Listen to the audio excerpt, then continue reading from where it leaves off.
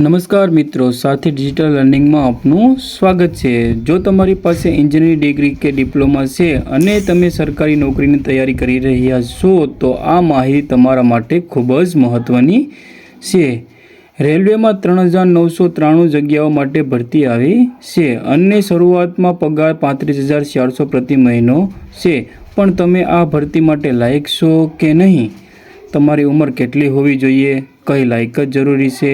ફોર્મની ફી કેટલી છે અને પસંદગી કેવી રીતે થશે? તો ચાલો 5 મિનિટની અંદર આખી માહિતી સરળ ભાષામાં સમજીએ। સૌથી પહેલાં ભરતીની મુખ્ય માહિતી જોઈએ। રેલવે બોર્ડ દ્વારા CEN નંબર 04/2026 હેઠળ ભરતી જાહેર કરવામાં આવી છે। આ ભરતીમાં જુનિયર એન્જિનિયર એટલે કે JE, ડિપોટ, મટીરિયલ સુપરિન્ટેન્ડન્ટ એટલે કે DMS અને કેમિકલ મેટલોજિકલ આસિસ્ટન્ટ એટલે કે CMA જેવી જગ્યાઓ સામેલ છે। કુલ 3993 જગ્યાઓ છે। પગારનું સ્તર લેવલ 6 છે અને શરૂઆતમાં મૂળ પગાર 35,400 પ્રતિ મહિનો છે। અરજી કરવાની પ્રક્રિયા ઓનલાઈન છે અને નોકરીનું સ્થળ સમગ્ર ભારતમાં હોઈ શકે છે।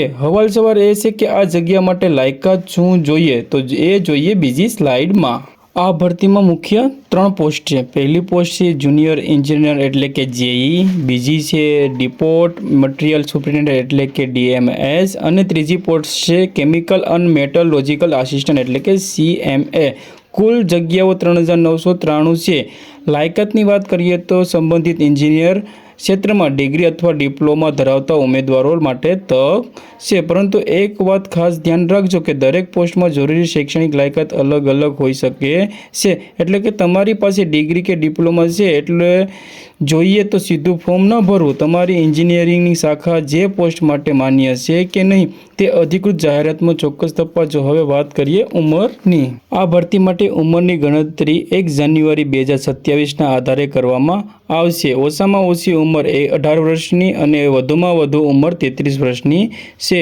અનામત વર્ગના ઉમેદવારોના સરકારના નિયમ પ્રમાણે ઉંમરમાં છૂટછાટ મળી શકે છે। એટલે કે જો તમારી ઉંમર 33 વર્ષની આસપાસ છે તો તમારે કેટેગરી પ્રમાણે મળતી છૂટછાટ પણ ચોક્કસ તપાસજો।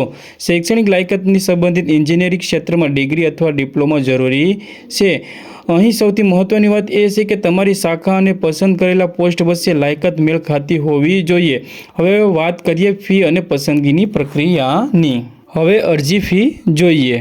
જનરલ, OBC અને EWS ઉમેદવારો માટે ફી 500 છે, જ્યારે SC, ST, PWD અને મહિલા ઉમેદવારો માટે 250 રૂપિયા ફી છે। અરજી ઓનલાઈન કરવાની રહેશે। હવે પસંદગી પ્રક્રિયા ખૂબ ધ્યાનથી સમજજો।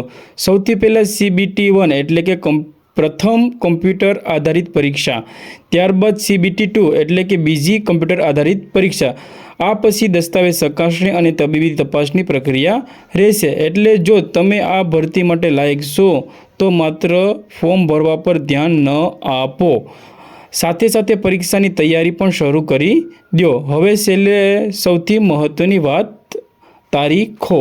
હવે આ તારીખો ખાસ ધ્યાનમાં રાખજો। ભરતીની જાહેરાત 13 ઓગસ્ટ 2026ના રોજ બહાર પાડવામાં આવી છે। ઓનલાઈન અરજી 14 ઓગસ્ટ 2026થી શરૂ થઈ છે અને ફોર્મ ભરવાની છેલ્લી તારીખ છે 13 સપ્ટેમ્બર 2026।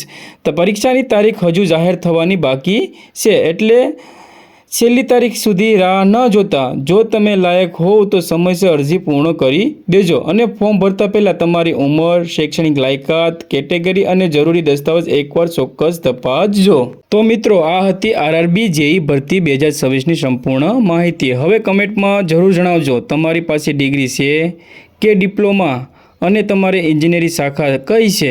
જો તમને સરકારી ભરતીની આવી જ સરળ અને ઉપયોગી માહિતી જોઈએ છે તો સાથી ડિજિટલ લર્નિંગને સબસ્ક્રાઈબ કરો। આ વિડીયો તમારા માટે ઉપયોગી હોય તો લાઈક કરો અથવા તમારા એવા મિત્રો સાથે શેર કરો જે સરકારી નોકરીની તૈયારી કરી રહ્યા હોય। સાથી ડિજિટલ લર્નિંગ સાથે જોડાયેલા રહો। આભાર, મળીએ આગામી વિડીયોમાં।